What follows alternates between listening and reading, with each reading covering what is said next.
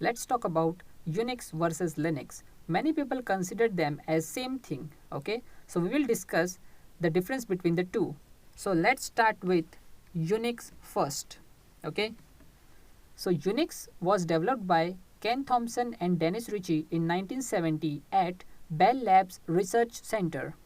Okay, and it was written in C language, which was later opted by AT&T.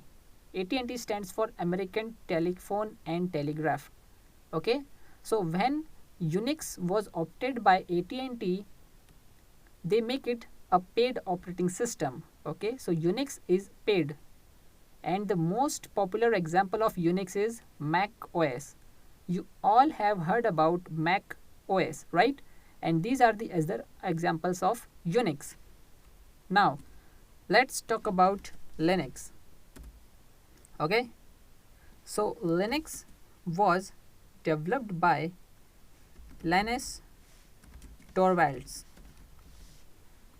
okay, in 1991, which later made available to public in 1994. Okay, so it comes under GPL, that is General Public License. Okay, which means it is completely free. It's actually a open source software, right?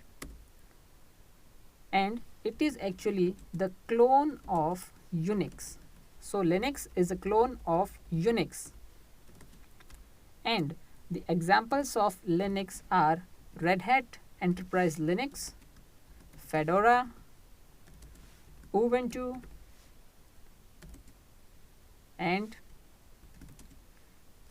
Debian, okay, etc. Right?